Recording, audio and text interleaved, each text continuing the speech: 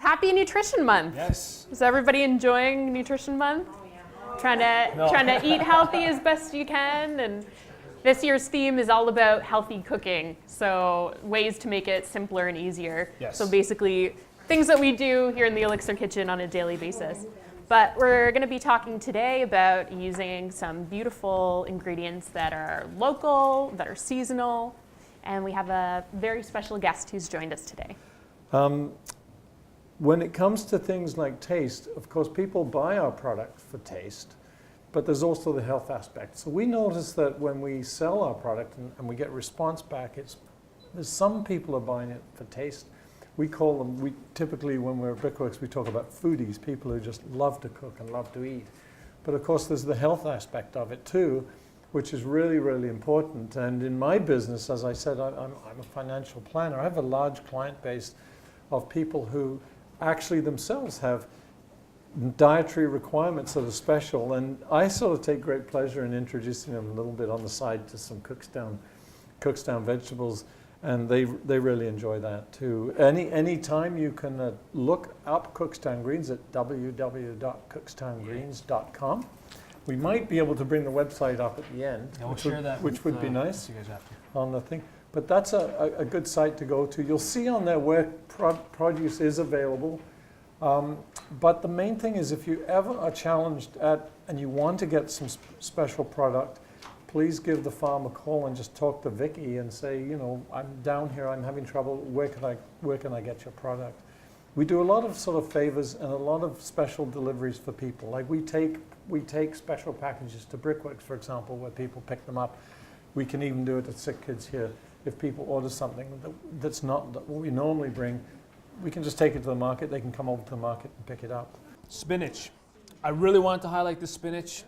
Just amazing, meaty spinach. I find it almost has a pistachio finish on the end. I don't know, maybe that's a little the chefy side, but it's got this really nice nuttiness to it, which I really wanted to highlight. So we're gonna make some spinach phyllo pies. Now there's another name for spinach phyllo pies. But we cannot use it to apply to this specific spinach phyllo pie. One of our directors of ELLICSR came in yesterday when Jeremy was doing his prep, and he used a certain Greek name for Spanakopita. I'm gonna say it. And our Greek manager or Greek director was saying, you know, you can't call it that if you even change one ingredient. So she was a Spanakopita purist. And we did make some adjustments to the recipe. And Greek people, I realize, are just as passionate about food as Italian people, and I'm sure many other cultures. And don't mess with the recipe. I almost had a couple spoons thrown at my head yesterday. But I'm going to say you do whatever you want.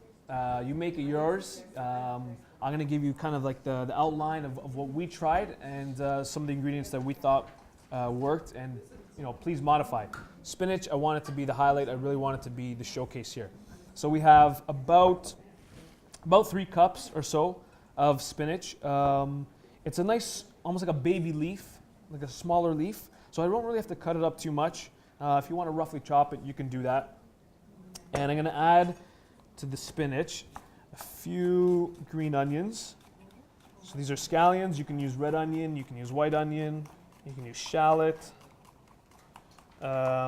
I'm not actually going to cook this ahead of time. So I know in some recipes it calls for sauteing the spinach and sauteing the onion, and then you let that cool, and then you put it into your phyllo. It cooks in the oven anyways, and I don't want to cook the spinach to death. I mean, this is so beautiful raw that I only want to just lightly kind of wilt it in the oven. So I'm actually going to use this raw, and then that's going to go into the phyllo. So I have the spinach, I have the onion. This is where things started getting a little crazy. Pine nuts and raisins, which I didn't think was such a far stretch, but apparently it's a no-no for traditional. The cheese. Now, traditional cheese for Spanakopita is feta cheese. Feta is pretty high in sodium. We took a look at the numbers, and so just for a small block, the feta cheese is almost 300 milligrams of sodium. So that's quite a bit. And as a dietitian, I often tell people to check a nutrition label. And if something has more than 300 milligrams of sodium for a meal, then you should probably put it back on the shelf. So feta, you know, delicious and definitely some calcium and protein. But if you're going to pack your recipe with feta, you're going to get a lot of sodium. So Jeremy had the great idea of instead using some cottage cheese for the bulk of the recipe. And the cottage cheese has 1/3 the amount of sodium as the feta. And you're still going to get that beautiful flavor. And he's still going to use some of the feta because a little bit does go a long way in terms of taste. And it's packed with protein too. Yeah, and still you get all the nutritional benefits of the protein. And lower in fat as well. Lower in fat, yeah. And texturally, it's almost exactly the same.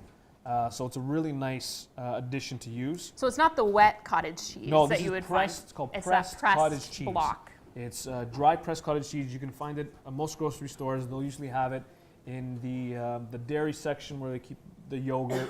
Sometimes it's where they keep. I found the kefir yogurt. Kefir, yeah. Kefir. Mm-hmm. And that Kefir Sutherland, yeah. So, they keep it there, and it's in like a little kind of pressed block. Very, very, very, very similar to feta. So just a little bit of the feta to get that saltiness, a little bit of that flavor, and then the pressed cottage cheese has got a really nice texture and flavor as well. So that's all going to go in there. We're going to add a couple eggs to bind.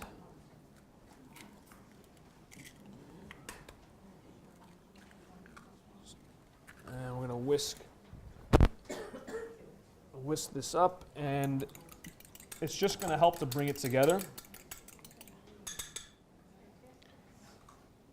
Kind of pour it over top. You can add a little bit of lemon juice if you want, and just a touch of olive oil. Not too much.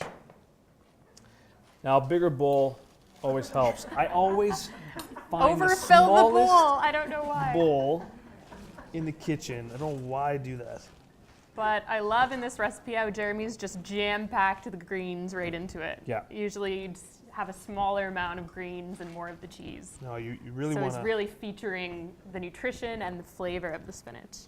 So nice quick toss of the spinach there. You can let that sit in the fridge until you're ready, especially if you've added the egg to it.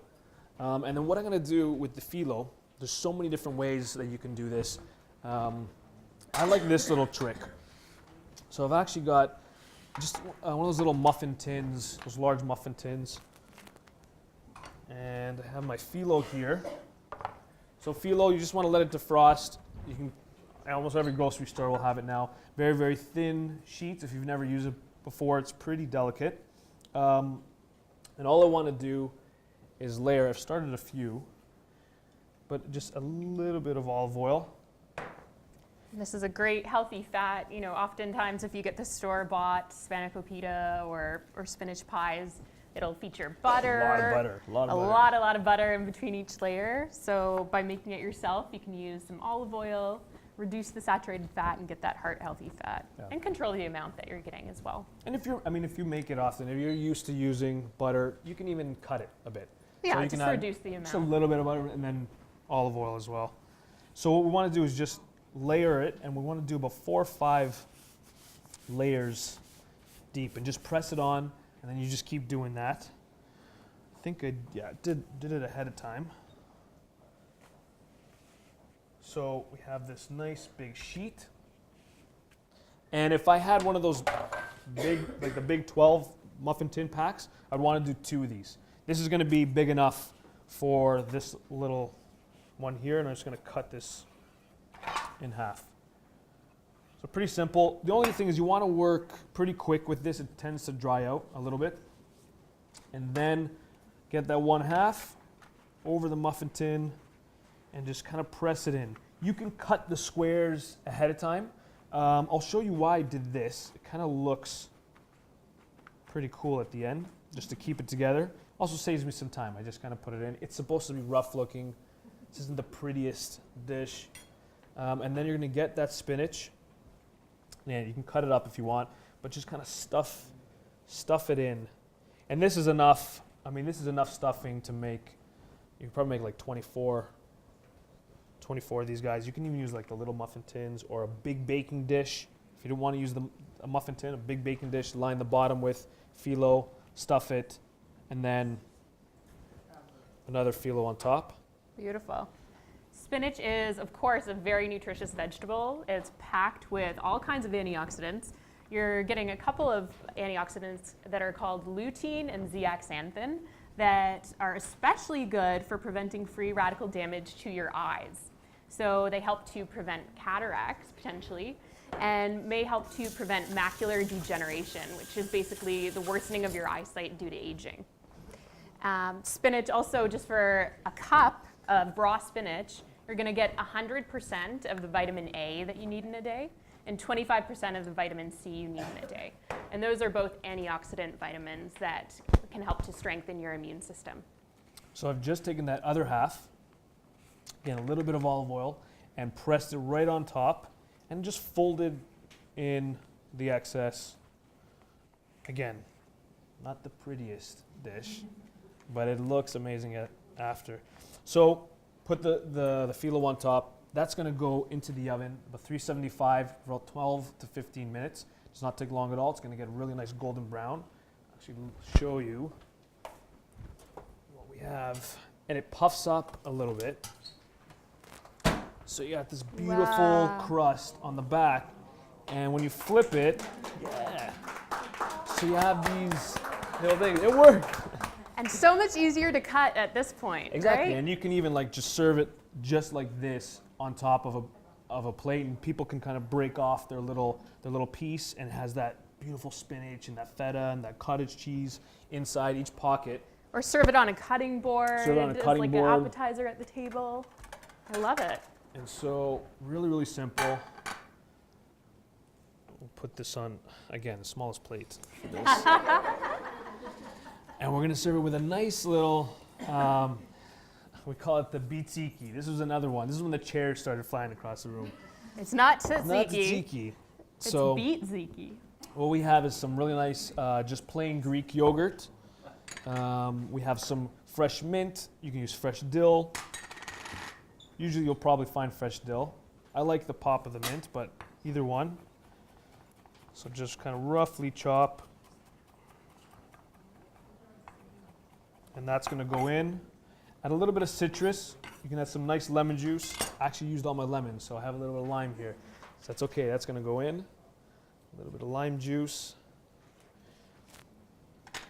Garlic, depending on how much you love your friends and family, you can go wild on this. So garlic, just a quick smash to the board. Nice rough chop.